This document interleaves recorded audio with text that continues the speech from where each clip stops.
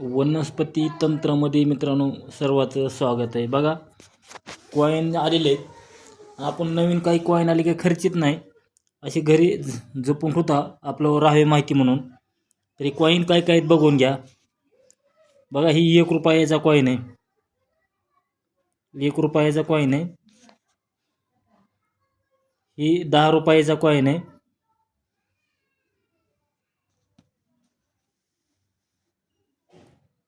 ही बघा 5 रुपयाचा कॉईन आहे.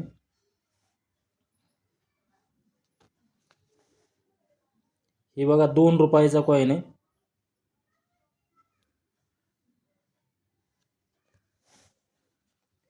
ही बघा 5 रुपयाचा कॉईन आहे. ही बी 5 रुपयाचा कॉईन आहे.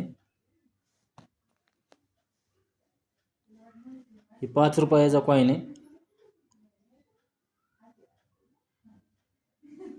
असे काही आपले कॉईन आले की आपण मित्रांनो जपून ठेवता घरी. एवढे कॉईन आलेले आहेत काही.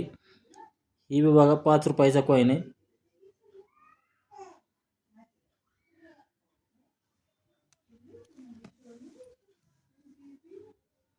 ही बघा 5 रुपयाचा कॉईन आहे.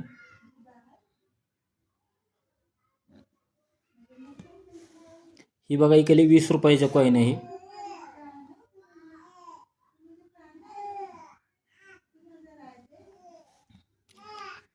ही 20 रुपयाचा कॉईन आहे.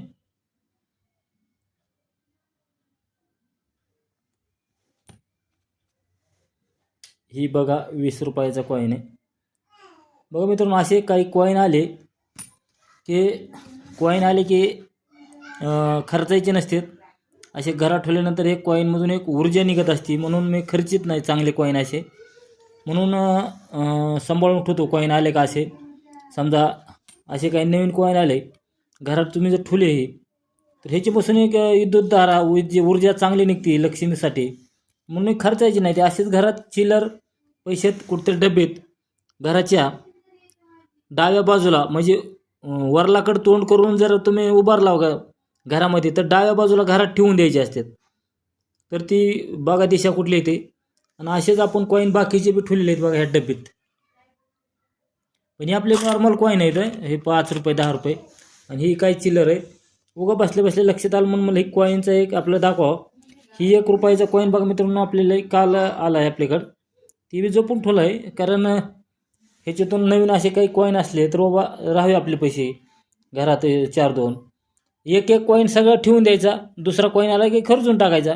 फक्त 1 रुपयाचा एक कॉईन ठेवायचा.